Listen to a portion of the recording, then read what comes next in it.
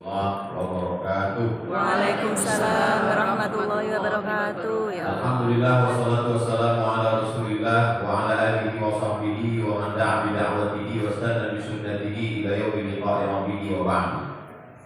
Yang saya hormati, saya muliakan, saya ta'zimi keluarga besar Yayasan Ma'had Islam Semarang. Tidak dapat saya sebut satu persatu, semuanya dimuliakan Allah Subhanahu wa taala. Amin ya rabbal alamin. Wirdun bahasa Arabnya kita menyebutnya wirid, artinya sesuatu yang dirutinkan. Makanya kalau ada orang pengajian ibu-ibu sore-sore pun disebut juga wirid, walaupun isinya arisan. Wirid adalah bacaan rutin. Sampai ada ungkapan ulama yang agak sangat keras, saya pun segan untuk menerjemahkannya. Man laisa lahu wir fa huwa qir. Siapa yang enggak baca wirid maka dia monyet. Jadi alhamdulillah kita punya rutinan wirid. Wirid-wirid ini datangnya dari mana yang kita baca tadi? Itu semua diambil dari hadis Nabi Muhammad sallallahu alaihi wasallam. Man sholat subha fi jama'atin, siapa yang sholat subuh berjamaah, summa qa'ada yadhkurullah, setelah itu dia duduk berzikir mengingat Allah, hatta tatlu asyamsu, sampai terbit matahari, summa yusalli rak'ataini, setelah itu sholat sunat 2 rakaat. Jadi yang paling bagus itu habis sholat subuh duduk baca wirid sampai terbit matahari, kanat lahu ka ajri hajatin wa umrah. Sholat sunat 2 rakaat dia dapat pahala seperti haji dan umrah, tamah, sempurna. Hadis riwayat At-Tirmidzi, status hadisnya hadis hasan. Hadis hasan tidak ada ikhtilaf di antara ulama, kita amalkan. Saya pribadi mengajak jamaah biasanya dalam kajian subuh, habis baca zikir-zikir, membaca kitab hadis at-targhib wa tarhib, sampai waktu sholat sunat isyraq 2 rakaat. Waktunya mudah saja, kita cari waktu maghrib di daerah masing-masing. Jadi kalau di Semarang maghribnya jam 5.30, berarti baca wiridnya sampai jam 5.30 pagi. Setelah itu sholat sunat isyraq 2 rakaat, dapat pahala seperti haji dan umroh. Ini mengobati hati yang sudah nyetor haji roda gak dapat bisa. Mudah-mudahan kita diberikan panjang umur, sehat badan, bisa melaksanakan haji dan umroh. Amin. Kalau belum bisa, istiqomah saja baca wirid yang sudah dibacakan oleh guru kita tadi, tinggal di-share di grup Yayasan Ma'had Islam Semarang, tinggal diamalkan insyaallah. Amin ya rabbal alamin. Masalahnya kita insya Allah baca wirid, sholat subuh berjamaah, tapi umur kita ini tidak panjang. Kata Nabi, baina sittin wa sab'in, antara 60 70. Ustaz Fai 64, tinggal 6 tahun ya tadi. Masya Allah, 60 baina sittin 60 wa sab'in 70. Habis itu kita tidak tahu apa yang terjadi di atas dunia. Tapi ada satu yang membuat orang bisa panjang umur melebihi itu. Contohnya adalah, saya urutkan dari ujung Pulau Sumatera, Aceh paling atas. Di situ ada orang yang sudah meninggal dunia. Saya ziarah ke makamnya, datang ke tanah yang diwakafkan, namanya Syekh Mudawai. Punya anak orang pertama yang dapat gelar doktor dari Al-Azhar Kairo, orang Asia Tenggara, bidang usul fikih, namanya Syekh Muhibbuddin Wali, Profesor Dr. Syekh Muhibbuddin Wali, anak dari Syekh Muhammad Wali atau disebut juga Syekh Mudawai. Sampai hari ini masih dikenang orang, namanya disebut, murid-murid yang bersebar di Aceh. Apa yang membuat dia panjang umur padahal sudah meninggal dunia? Dia membangun pesantren Darussalam Labuhan Haji. Turun dari atas Aceh turun ke bawah Sumatera Utara. Di Sumatera Utara ini saya ziarah ke makamnya, tausiah di pesantrennya, namanya Syekh Mustafa Hussein. Sudah meninggal dunia, tapi murid-muridnya menyebar. Waktu saya sampai ke sana 12.000 orang, santri perempuan 5.000. Ternyata kalau kita disambut 5.000 orang perempuan semua merinding juga. Sudah lama meninggal, tapi sampai hari ini orang Sumatera Utara menyebut murid-muridnya di UIN, IAIN, sekolah tinggi, para asatidz Syekh Mustafa Hussein membangun pesantren Mustafawiyah. Turun ke bawah dari Sumatera Utara, Riau. Di Riau juga ada seorang ulama namanya Syekh Abdul Ghani. Syekh Abdul Ghani meninggal, dilanjutkan anaknya Syekh Andarus.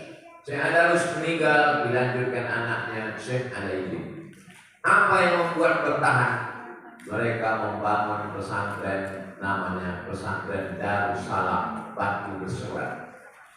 Datang pembangunan PLTA, hancur karena tenggelam desa, tapi direlokasi, pindah ke tempat lain. Pesantrennya masih tetap tegak berdiri sampai hari ini. Ini kalau saya urutkan provinsi-provinsi ini bisa sampai subuh. Kita langsung aja melompat ke Jawa Timur. Saya kebetulan kemarin mempresentasikan disertasi S3 saya. Judulnya Syekh Muhammad Hashim Asy'ari wa Juhuduhu fi Nasri Sunnah di Indonesia. Tebalnya 600 halaman.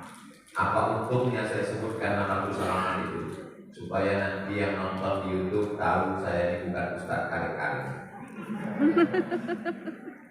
Orangnya sudah meninggal dunia, tapi sampai hari ini masih tetap tegak berdiri, santrinya puluhan ribu. Itulah dia pesantren Tebu Ireng.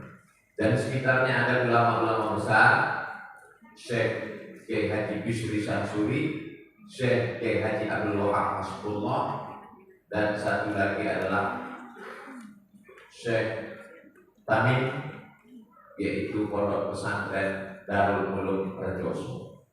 Jadi memang ternyata yang membuat abadi itu adalah pondok pesantren. Jadi saya sering juga diingatkan jamaah, Ustaz Somad mau sampai kapan ceramah? Dia khawatir melihat badan saya kurus. Nanti Ustaz meninggal tidak meninggalkan apa-apa. Lama juga saya bermenung. Betul. Saya nanti kalau mati meninggalkan apa? Tapi sejak malam ini saya akan pede jawab. Nanti kalau Ustaz meninggalkan apa? Saya meninggalkan Ma'had Islam Semarang.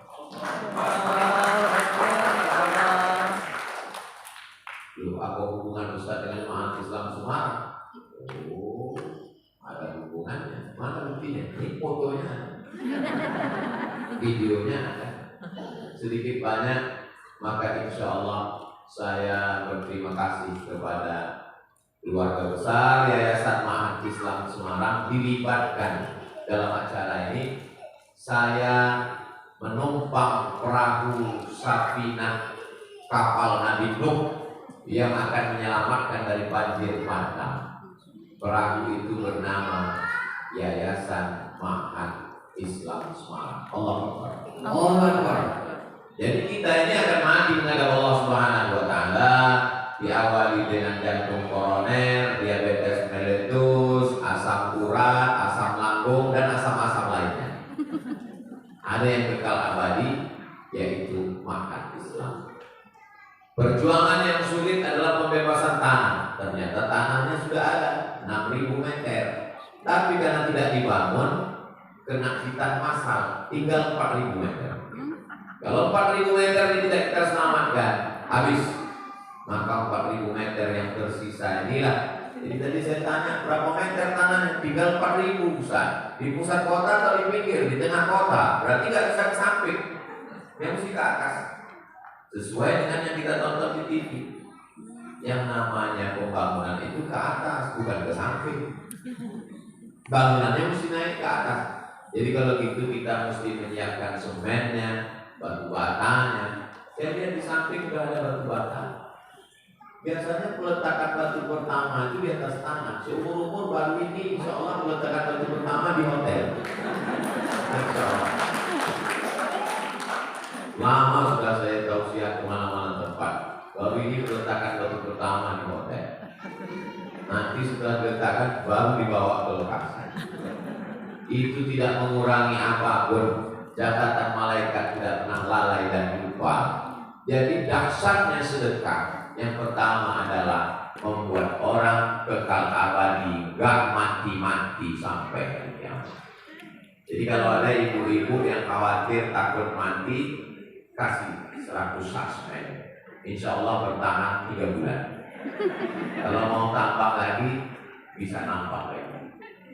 Bapak-bapak yang khawatir nanti kalau saya meninggal dunia, Pak Ustaz, rumah saya ini nanti akan dijual, anak-anak saya, istri saya diambil, brownies, brodong manis, mobil saya diambil, lalu nama saya yang ada di STNK BPKB akan diganti, pasti.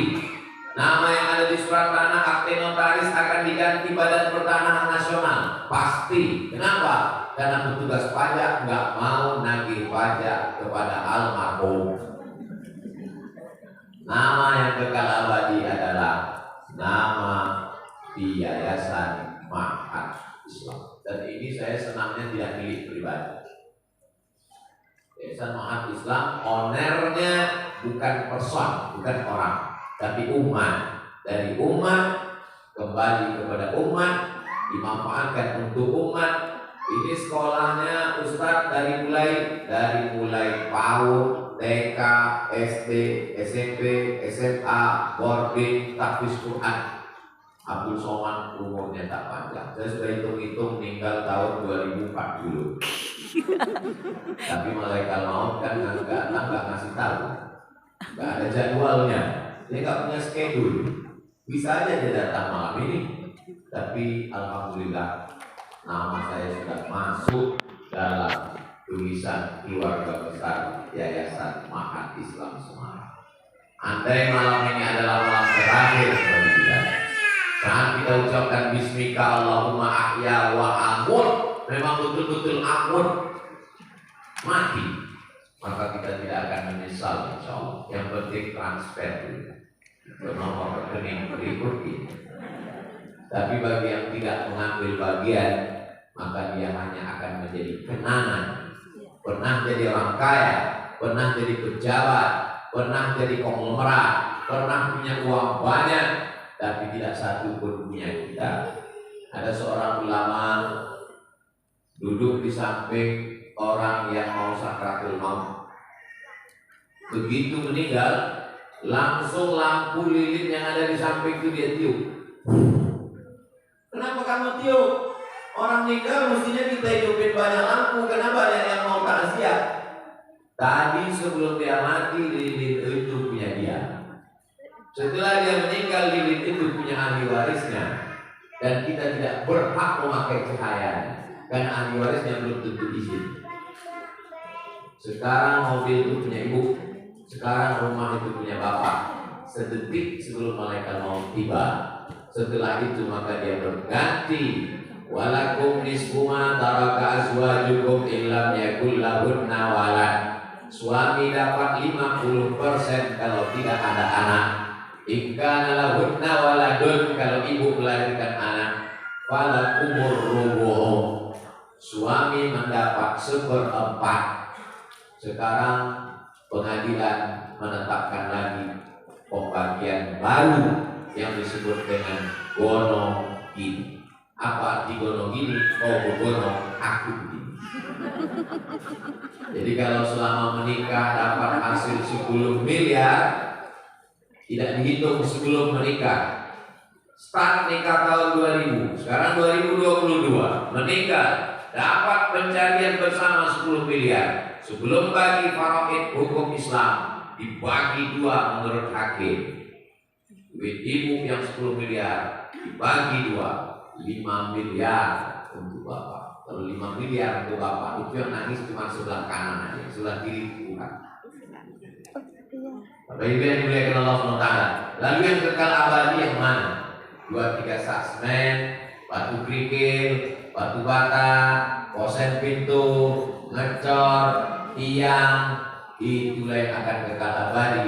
Karena anak-anak tahfiz Quran di Ma'had Islam Semarang, sholat subuh, sholat zuhur, sholat asar, sholat maghrib, sholat isya, tahajud malam, mereka mulai jam 3:30 sudah bangun, sholat sunat taubat, sholat sunat hajat, sholat sunat tahajud, sholat sunat witir, ulangi hafalan Quran, azan subuh, qabliyah subuh, sholat subuh, baca wirid sampai terbit matahari, masuk kelas, sholat zuhur, ba'diyah zuhur, sholat asar, murojaah, ulang hafalan Quran, maghrib, isya, jam 10 malam baru mereka tidur. Anak kita belum tentu membacakan Quran untuk kita 24 jam seperti anak-anak yang akan jadi santri Ma'had Islam Semarang. Allahu Akbar. Saya hanya mengingatkan, bayangkan bahwa kita akan mati malam ini. Saya kalau tidur dekat dinding, hidung saya tempelkan ke dinding, saya bayangkan beginilah nanti mati. Karena orang mati itu hidungnya menempel ke liang lahat. Jadi kalau dinding liang lahat ini hidung kita, pandangan kita tidak sampai setengah jengkal. Tapi ada orang yang pandangannya seluas mata memandang, itulah orang yang sempat berwakaf tanah. Siapa yang mewakafkan tanah 4.000 meter itu dulu, yang awalnya 6.000 jadi 4.000, maka orang yang mengambil 2.000 itu kalau tidak izin di akhirat dia akan dituntut di hadapan Allah SWT. Tak usahlah kita ungkit permasalahan yang lalu tak dapat diulang, tapi yang 4.000 ini masih dapat kita selamatkan, maka kita akan ditanya di hadapan Allah. La tus'alunna yawma idzin 'anil Naim.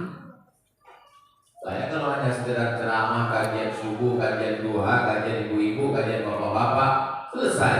Tapi dengan kajian malam ini kita sedang ingin membuat suatu keabadian. Dasarnya sedekah yang pertama, abadi sampai hari kiamat. Yang kedua, orang-orang yang sudah mati meninggal dunia itu kalau ditanya, hai jenazah-jenazah, mayat-mayat orang kubur, kalian kalau dihidupkan lagi mau apa tidak?